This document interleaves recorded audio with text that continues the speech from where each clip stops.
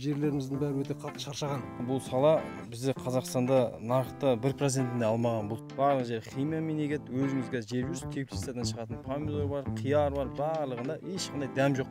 Бошкіні қазып алып, төңкеріп қойсам, қып-қызыл ғой. 36%, 44%, 56% қорықпаған халде малдың ішінен түседі да, ол деген сөз семенасы бірге түседі деген сөз ғой. Шлошын алған болса да, менен чаттарыма қосылып жатқан болса да, мен оларды түбегейлі үйретіп отырамын, басынан бастап үйретіп отырамын. Ана биік жағын асты қызады да, жоғары жағына, жанына, мынау жанына жылу беріп тұрады. Bir жылда 10.000 рентабельности бар бизнесті енді бүгін көретін боласыздар.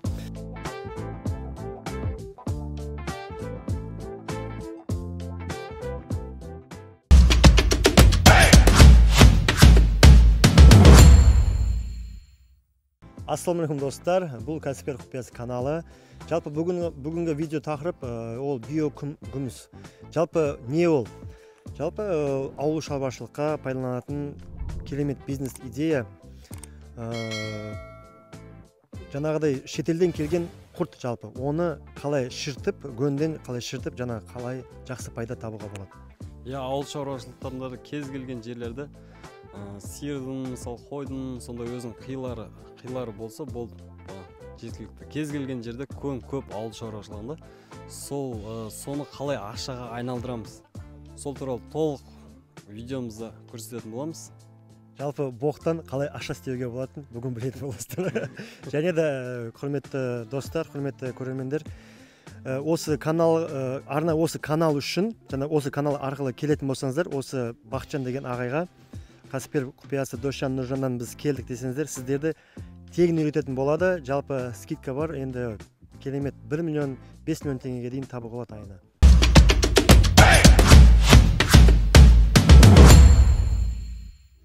Видеомыз жалғастырамыз. Ассалаумағалейкум. Алейкум. Өзіңіз толық таныстырып кетсеңіз. Мен Бақытжан Мырзанұлы Әсенбеков аты жөнім.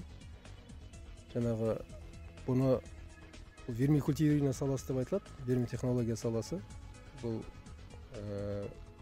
сонау 2011 жылы маған бұл нәрсе туралы естіп, сол пікір маған тыныштық берместен осы нәрсені бастап кеткенбіз. Сол кезде Айғақ деген газетте мен бір мақала оқып қалдым. Сол жерде бір кісі шлаушан асырап жатырмын, шлаушаннан биогумус өндіремін деді. Шлаушанның көбейетіндігі туралы, биогумустың жерді өте қатты құнарландыратыны туралы айтып кеткен сол газетте, мақалада. Сол маған тыныштық бермеген себебі бұл пікірдің. Біздің оңтүстік өңірде жерлеріміз сазды келеді, оған су құйсаң қатып қалады, кірпіш сияқты. Біздің кірпіш істейтін болса, біздің топырақта келеді, су құйып, кептіріп істей береді ғой. Сол жерді диқандар сол жердің қаттылығынан өте қатты қиналады. Біздің жерлер, мен сол Жетісайда туып өскен. Өзім елім Шымкент өңірінен болса да, сол әкеміз жұмыс бабымен Жетісайға көшіп барып, сол жерде 30 жыл өмір сүріп келгенбіз. Сол Жетісайда диқандардың арасында жүрдік қой енді. Диқандардың өте қатты қиналатындары, жердің былайша айтқан кезде кірпіш болып қататындығы да, суғарғаннан кейін кірпіш болып қатып қалады. Ол өсімдік әлемінің тамырын қысып тастаса, жердің астында өсетін картоп, сәбіз секілді дақылдарды қатты қысып, бүдір картошкалардың бүдір болып шығуы, сәбіздердің өзек басып, тегіс емес болып шығуы сондықтан да. Павлодардың сәбізін қарасаңыз, сонда дұрыс өнім аламадыздар ғой сонда, Дұрыс өнім аламадық, барлық диқандар аламай жүр, мен өзім диқан болмасам да, солардың арасында жүрміз ғой. Сол дұрыс өнім аламайды, содан жердің қаттылығынан қиналады. Оған сол амофос салып, жұмсартып жатады да. Мынау биогумус сол жердің құрамына түсетін болса, жерді қатты жұмсартып тастайтындығы, оны құнарландырып, черноземға айналдыратындығы туралы мәлімет оқыдым да. Сол пікір ғой маған тыныштық бермеген. Бұл мен айналысу керек екен деген пікір пайда болды да. Содан автор кісіні тауып алдым. Осы Көмешбұлақ деген ауылда тұрады екен. Сол кісіні тауып алып, ол кісіден маған шлаушан сатыңыз десем, красный калифорнийский черви деп айтылады. Қызыл калифорниялық құрт қой қазақшасы. Бұл мал бірге бір беретін болса, бұл бірге 100, бірге 200 есеге дейін береді. Тез көбейетіндігі соншалықты бір жылда. Енді сол бірге бір берген малдың өзінен пайда тауып отыр ғой. Біздің ата-бабаларымыз атам заманнан бері мал асырап келе жатқан халық. Содан пайда тауып отыр ғой. Енді бұл жерде бірге 100 беретін болса, бірге 200 беретін болса, ол кез келген адамды, ойланған адамды қатты қызықтырып тастайды да. Содан жаңа кісіге шлаушан беріңізші маған сатыңыз десем, шлаушан сатпаймын, мен биогумус сатам. Шлаушанды балам Калифорниядан алып келген, ол сатылмайды деді да. Сосын бір діл кетіп тұреді, бір өтініш сізден бір жалынып жүріп, оны сатсам 50 теңгеден сатам деді. Қалтамда 10 мың теңге береді. Соны беріп 200 теңге сатып алдым ана кісіден. Сөйтіп қалай істеу керек екенін айтпайды, ана көзбен көргенді ғой. Ол бір ямаға істеген екен. Яма қазғанда. Жерді қазып соның ішіне қойған екен. Значит, мен количеством аз, значит, мен бір бочканы көмсем де болады ғой дедім да, бір бочканы жерге көміп, ішіне навоз салып, суғарып, 200 шлаушанды ішіне кіргіздім ғой. Сөйтінде өзім жұмыс бабымен Павлодарда жүрмін. Келінге звондап айтып қоямын, анаған су құйып тұрыңызшы деп. Ол су құйып тұрады. Сонымен 9 айдан кейін келіп, көбейді ма деп келіп, бочканы қазып алып, төңкеріп қойсам, қып-қызыл ғой. Ана жерінде кемінде бір 30-40 мың шлаушан бар ғой, ішінде ше. Действительно көбейетіндігіне көзім жетті. Ол кезде бізде смартфон жоқ, компьютерге барып, компьютерде отырмаймыз ешқандай ше. Бүкіл ученыйлардың кітаптарын тартып алып, бүкіл ученыйлардың кітаптарын оқып тастадым. Ана жерге форумдарына қатысам, оларға сұрақ қоямын, жауап сөйтіп. Теоретически енді 100% білдім да. Білдім деп ойладым да енді. Мен бұл істі спокойно алып кете аламын дедім да. Ана 30 мың 40 мыңға дейін көбейген көрдім какой-то 200 шлаушанды. Сөйттім да бардым да жаңағы Аллахтың өзі турлап тұрған шығар, маған көбейтіп, действительно бұл көбейетін нәрсе екендігіне көзім жетті де барып 2 миллион штугын сатып алдым. 2 миллион штугын сатып алдым. Өзі 2 миллион. Оны қайдан сатып алдыңыз? Бұны институт РАН деген Москвада жаңа зерттеу институты бар, сол институттан алып келген екен бұны түбірінде. Сөйтіп жаңағы Өскеменде Тоқтархан Чурманов деген бір кісі бар тұғын. Сол көбейтіп атқан. Сөйтіп ол кісіден жаңағы 2 миллион алатын болсам, 1 теңгеден беремін деп, ол кезде теңгенің құны әжептәуір кез. Осыдан 10 жыл алдым ғой. Сонымен жаңағы 2 миллион шлаушанды сатып алдым да, бірақ бір қапты 1 квадрат деп берген еді маған. Сөйтіп 40 қана қап берген, 40 квадрат болады. 1 квадратта 50 мың штук болады. Сөйтіп оның 10 мың штук болатындығын кейін көрдік қой, 1 қапта максимум 10 мың штук болатын.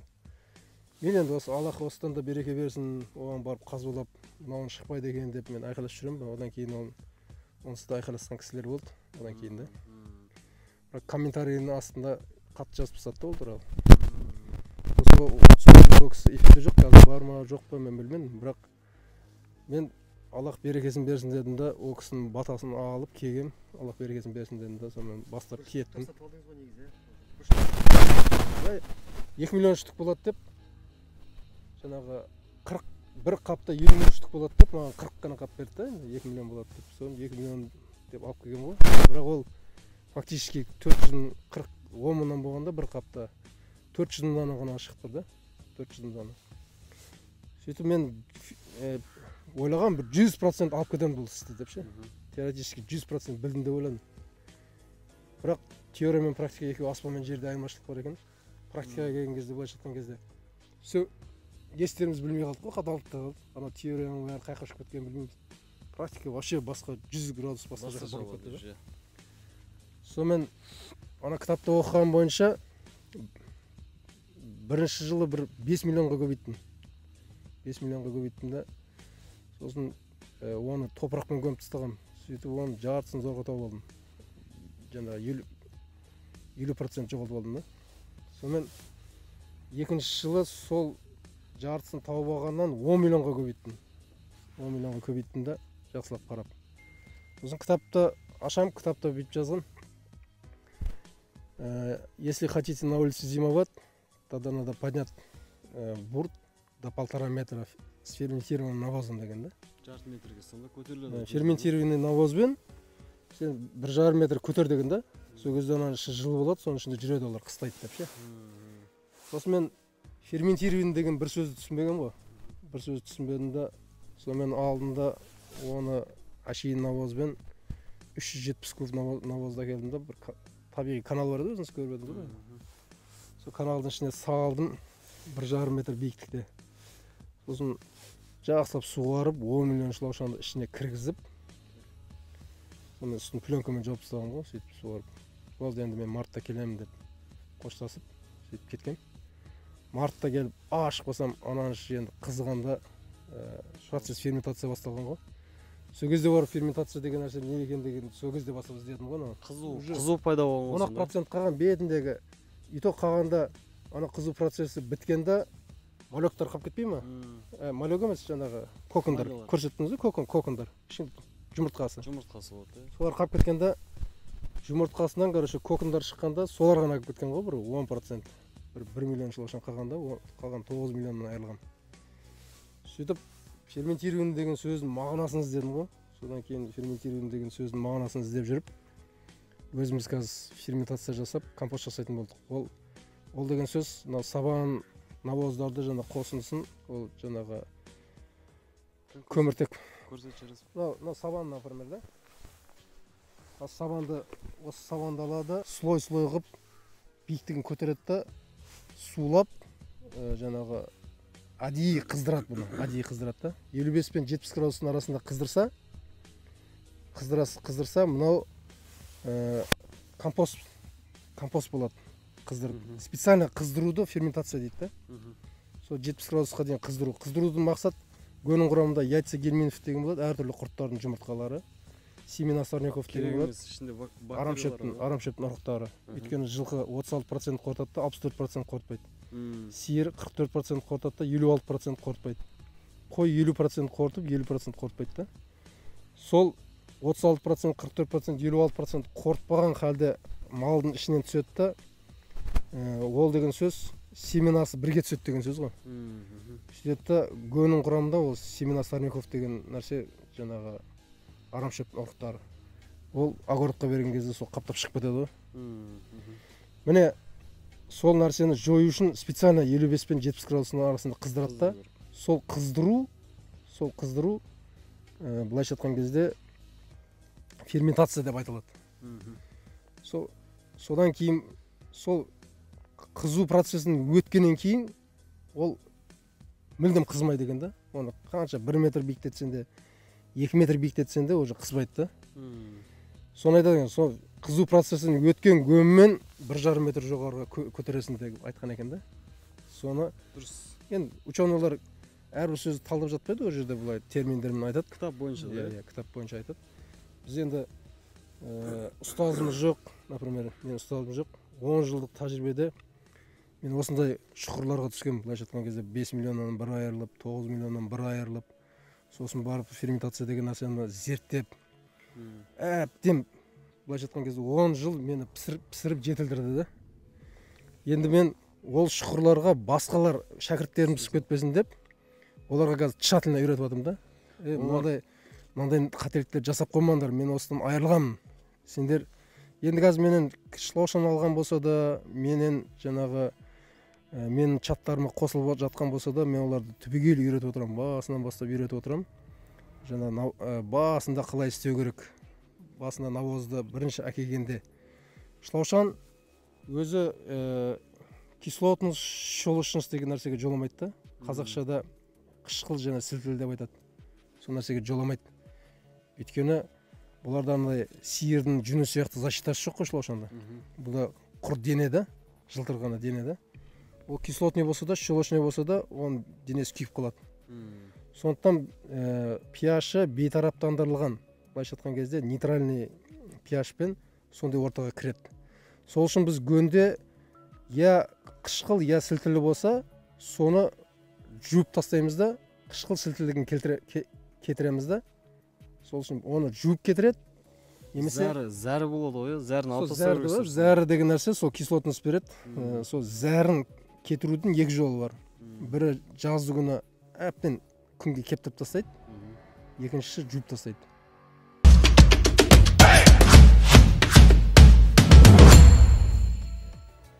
Ісімді салиқалы іске Аллахтың разылығы үшін салиқалы болсын деген мақсатпен мен қазір мыңдаған шәкірттер тәрбиелеп жатырмын. Оларды басынан бастап қалай істеу керек, қалай қою керек, барлығын үйретемін. Оларды барлығын былайша айтқан кезде өзім жіберген қателіктерді жіберткізбей, оларды үйретемін де, оларды көбейткізіп, жаңағы қалай сату жолын былайша айтқан кезде қалай сату керек, қалай істеу керек клиенттермен, қалай сөйлесу керек, биогумустың пайдасын оларға тщательно үйретіп, бәр нәрсесін. Оларды да кәсіби маман қылып жетілдіріп шығарамын деп ниет қылғанда, сонымен салиқалы іске мен көшкем. Қазір адамдарды менен шылаушан алсын алмасын маған сұрақ қойса болды, үйрете беремін оларды. Мынау қазір мынау үй қойған жерлеріңізде сонда қазір әр қайсысында шылаушан жатыр ма бұл жерлерде? Иә, шылаушан жатыр. Мәселен, оны не үшін үйдік былай да? Мынау қазір қыс ауасы, температура төмен ғой қыста. Қыста былайша айтқан кезде біз бұларға шылаушандарға 15 пен 25 градустың арасында 15 пен 25 градустың арасында біз бұларға сондай нәрсені жасап беретін болсақ, жылы температураны жасап беретін болсақ, бұлар активно жұмыс істейді да. Бұлар белсенді болады. Коконды да көп тастайды. Одан малек шығады. Малектан жаңа өсіп өніп 3 ай дәрежеде шылаушандардың бір жақсы жері 3 айда өз жұмыртқа тастай береді. Сол үшін ол геометрический дәрежеде көбейеді да. Енді не үшін бұлай үйгеміз? Мәселен, мен мына ұзынан ұзақ біз грядка жасауымыз керек не жерде 3 грядка түседі бұлай ұзынан ұзақ ше. Ұзындығы 400 метр бола ма, 300 метр ма, бұлай ұзынан ұзақ не түсу керек та, грядка түсу керек. Мен жылы ұстауым үшін мынаның биіктігін көтеруім керек қыста. Биіктігін көтеруім керек та. Қанша көтеру керек? Біз қазір адамдарға былай айтып отырмыз. Мына биік жері 1 метр 70 сантиметр, 80 сантиметр көтеріңіздер, төмен жағын 35 сантиметрге түсіріңдер деп жатырмыз да. Ол не үшін? Өйткені ана биік жағын асты қызады да, жоғары жағына, жанына, мынау жанына жылу беріп тұрады. Сол кезде мынаның іші 15-25 градус жылы жағдай туады да. Шылаушандар мынандай дәрежеде кольцо байлап, кокон тастап көбею процесінде қысты күнінде жүре береді да. Бізде жаздың күні күн температурасы суығына қарамастан біз ананың жылылығын сәтті пайдаланып, қыста да көбейту процесіне қойғанбыз да. Сол үшін мен КамАЗбен төкті ғой.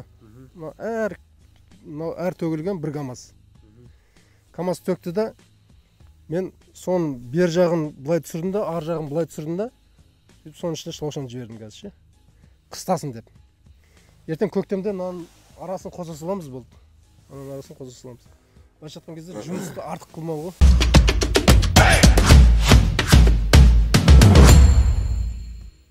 Бір квадрат шылаушанды сіз 10 квадрат шылаушанға жаңағы жайға тастау керексіз да. Сол 3 ай мерзімнен кейін 10 квадратты 100 квадратқа көбейтіп тастау керек боласың. Неге? Өйткені бұлар аз жерге тастаған сайын бұлар тез көбейеді. Тура бір өздерінің арасында бір ұран бар сияқты да, біз көбеюіміз керек деген сияқты ше. Сондай ұранмен бұлар тез көбейеді.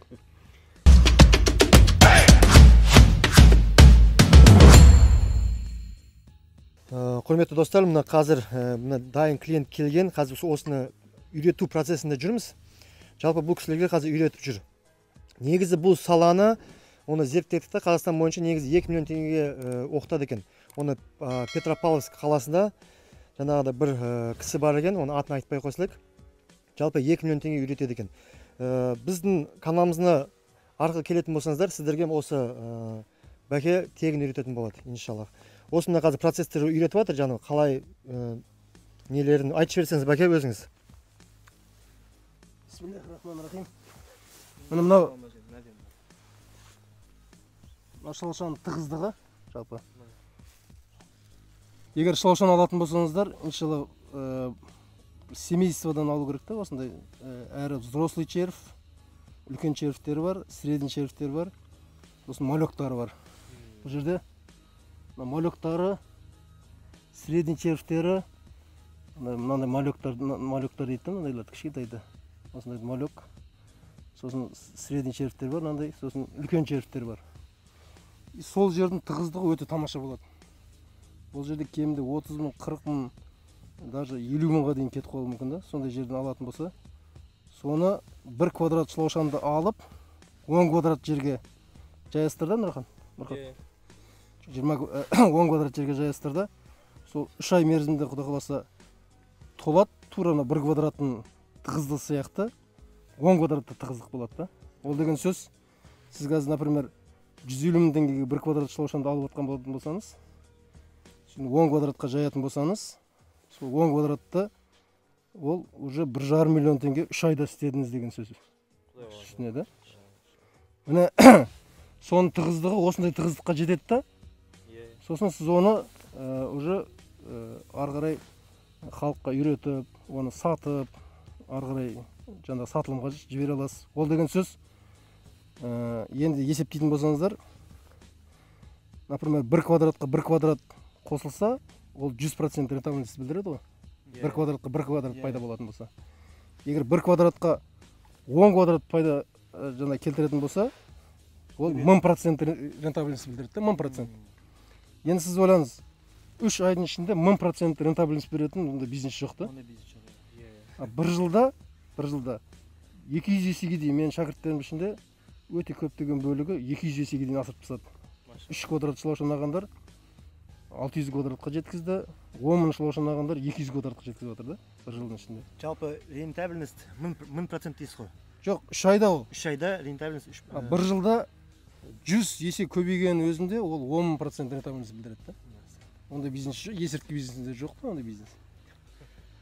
Көрдіңіздер ме достар, жалпы бұндай бизнес негізі әлемде жоқ, ол рентабельность получается. Біздің мақсатымыз әрбір қазақстандық азамат миллионер болсын, осы саланы біз кейіннен көбейтуіміз керек, өйткені бұл біріншіден өзіміз үшін, өзіміздің кәсібіміз үшін пайдалы, екіншіден бұл әрбір халыққа пайдалы. Мәселен, көптеген халық біз арқылы осы нәрсені әрі сатып, әрі оларды үйретіп, оларға жолға қойып беретін болсақ, бұл нәрседен олар пайда табатын болса, олар біз арқылы пайда тауып отыр ғой. Ол деген сөз халыққа пайдалы. Сосын бұл біздің қоғамға пайдалы. Өйткені жерлеріміздің бәрі өте қатты шаршаған. Жерлеріміздің гумусы өте төмен дәрежеге түсіп кетті да.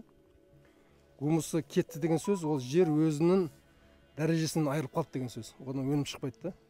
Біздің жерлерімізге қазір Қазақстан жерлері өте гумусы төмендеп нашарлап бара жатыр. Соны бірден бір құтқарушы мәселе шешімі, проблема шешімі болған бұл биогумус қазір необходимо біздің жерлерге керек нәрсе да. Соны біз қазір барлық халық болып бұмен айналыссақ та, біздің Қазақстан жері иншалла кен, бәрімізге жетеді. Әрбір қазақ істесе, жаңағыдай рентабельності 10% болған бұл бизнеске асығу керек. Одан бөлек биогумустың рентабельділігі бар да. Например, мен бір гамаз гөнді 10 мың теңгеге сатып аламын. Бір гамаз гөнді 10 мың теңгеге сатып аламын да.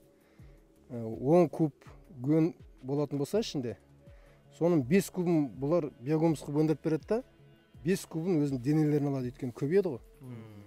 Енді бұл 5 куб биогумусты біз қазіргі күнде литрін 60 теңгеден сатып отырмыз. 1 кубты 60 мың теңгеге сатамыз, 5 кубты 300 мың теңгеге тұрғызамыз. Ол 10 мың теңге деген 10 мың теңге 300 мың теңгеге айналып тұр. Ол деген сөз 10 мыңға 10 мың түссе, ол 100% рентабельность білдіретін болса, 10 мыңға 100 мың түссе, ол 1000%, 10 мыңға 300 мың теңге түссе, ол 3000% рентабельность білдіреді. Бұның биогумусы 3000%, шылаушаны 10%, бір жылда сондай рентабельності бар, өте керемет. Бір жылда 10 мың рентабельності бар бизнесті енді бүгін көретін боласыздар. Жалпы қазір сіздің клиентіңізбен сұхбат алсақ, есіміңіз кім болады? Есімім Нұрхат болады, Түркістан қаласынан боламын. Жалпы осы саланы зерттеп көріп жүргеніме 5-6 ай болды негізі. Қазіргі таңда бұл сала бізде Қазақстанда нарықта 1%-інде алмаған бұл салашы. Бұл Құдай қаласа біз биогумус Түркістан деп бастап жатырмыз. Түркістан қаласынан боламыз. Түркістан қаласына жақын жерлердегі бауырларымызға Құдай қаласа өзіміз сататын боламыз. Құдай қаласа бүгін міне Бақытжан ағамыздан 20 квадрат алып жатырмыз. Ниет етіп. Құдай қаласа ол 3 айда 200 квадратқа айналады. Алла қаласа жаңа пайдасын айтты бұл кісі. Биогумусында, тыңайтқышында шылаушының өзі де бөлек бір пайда да бұл жерде ше. Түсіндіңіз бе? Ал шылаушының жатқан жердің өзі бөлек тыңаяды ол жер. Не ексеңіз де Алла қаласа мынау өскелең ұрпақ келе жатыр, артымыздан бала шаға. Бұлар да дұрыс өнім, дұрыс жеміс жейтін болады да алдағы уақытта ше. Барлық жер химиямен егеді, өзіңізге жеп жүрсіз, теплицадан шығатын помидор бар, қияр бар, барлығында ешқандай дәм жоқ. Бір пластмасс жеп жатқандай боласың ше. Соның дәмін келтіретін нәрсе де бұл. Получается бұл теплицаға жаңағы өсімдіктерге жаңа теплицаға арналған или кез келген жаңағы неге арналған? Кез келген өсімдікке арналған нәрсе бұл. Нарық бос, бизнестің бір түрі. Егерде жаңағыдай уақытысында бұл бизнеске кіретін болсаңыздар, енді миллионер болуға пайдаңыз өте үлкен.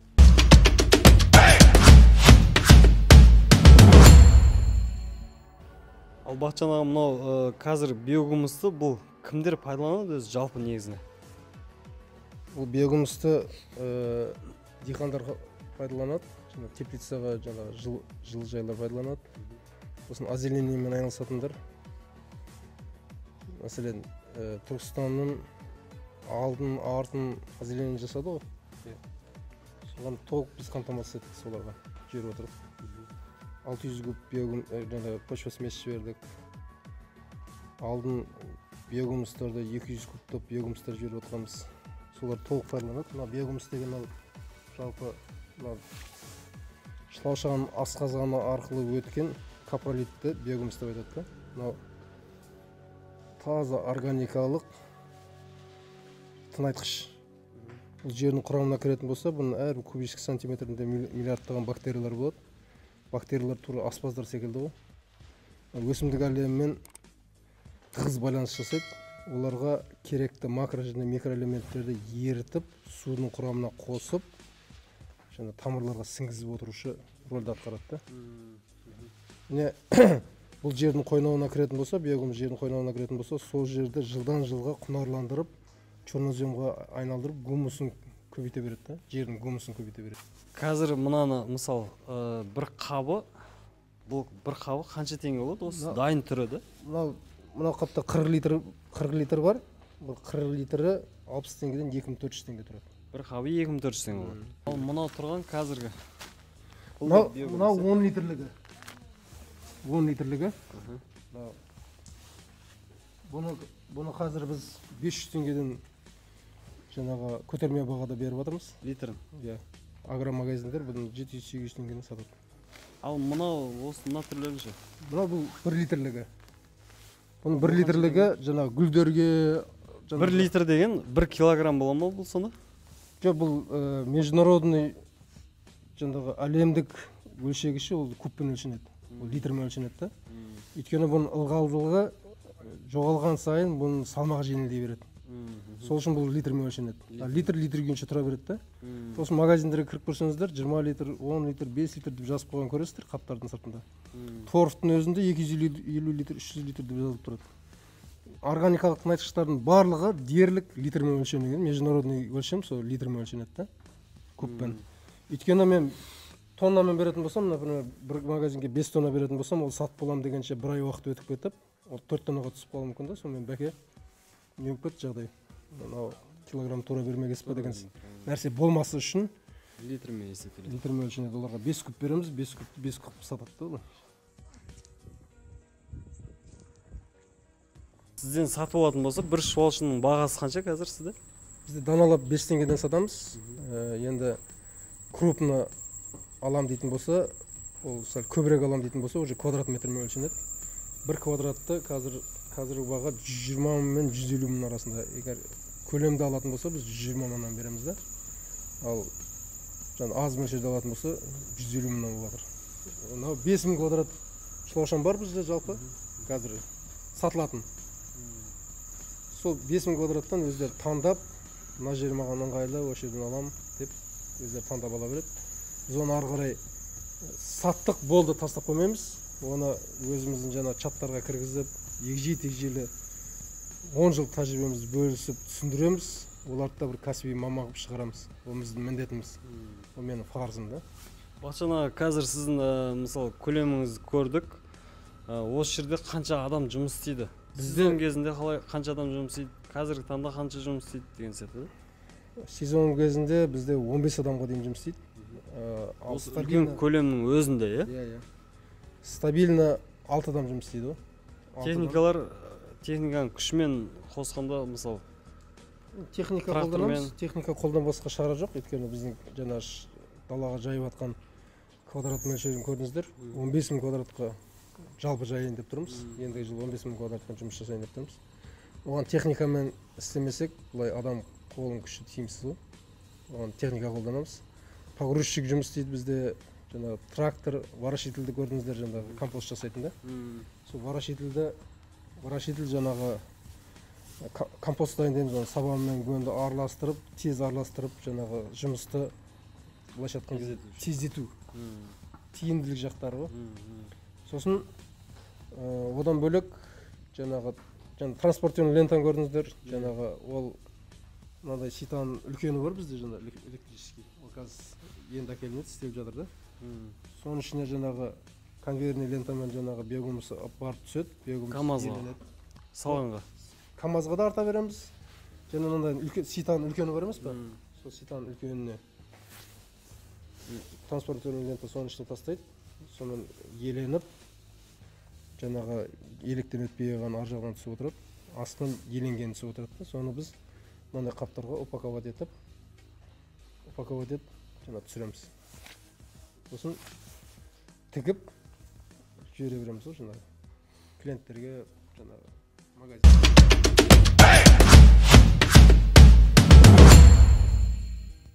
Бақытжан аға, мысалы, барлығына важный сұрақ. Мысалы, айына или болмаса оборотыңыз, общий оборотыңыз қанша сіздің? Мен жылына қазіргі күнде 1,5 мың куб биогумус өндіріп жатырмын. 1,5 мың куб. Енді 60 теңге емес, 50 теңгеден есептеген өзінде ол 75 миллион теңгені ақшаны құрайды. Сосын одан бөлек біз квадратный метрмен шлаушан сатып отырамыз. Шлаушанды жаңағы осы 2021 жылы мен шамамен 500 квадрат шлаушан сатқаншамын. Мен жаңағы барлық қазақстандықтарға айтарым, бұмен айналысу керек, уақыт жоғалтпау керек. Бұл өте берекелі нәрсе. Мал бірге бір беріп атса, бұл бірге 100, жақсылап қарасаң бірге 200 есе көбейетін нәрсе. Әрбір қазақстандық бұдан миллионер болады, әр қоғамға пайдалы болады. Әрбір қазақстандық бұмен айналысса да бізге конкурент болмайды. Конкурент емес. Мен мәселен осыдан 4-5 жыл алдын мен атым әлі жерде шықпаған еді. Мен былайша айтқан кезде шәкірттерімді жоқтың қасы еді. Қалай ісім салиқалы болсын деп шәкірт ұстап, шәкірттерге толыққанды үйрете бастадым. Ол нәрсені Аллах салиқалысқа береке бар демекші. Действительно берекесін әкеп төкті. Мен одан қайта дәрежем өспесе, былайша айтқан кезде сатылым өспесе, одан мен ешқандай ұтылған жоқпын. Сол үшін Аллахтың жаңа берекесі главный нәрсе да. Біз өзі сүйіспеншілікпен іс атқаратын болсақ, оны шарттарын орындап, түбегейлі орындап отыратын болсақ, бұл действительно 100 есе, 200 есе иншалла көбейеді. Одан бөлек биогумус өндіріп береді.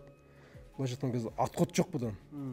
Бұл қайта жоқтан бар қылу деген бизнес та.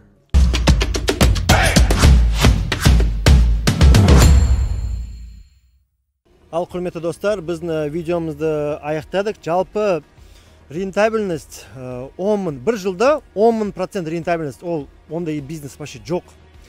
Екіншіден, мысалы, кез келген кәсіпкер, досжанда кез келген кәсіпкер жалпы ошибка қылады. Кез келген кішкентай бала сүрінеді.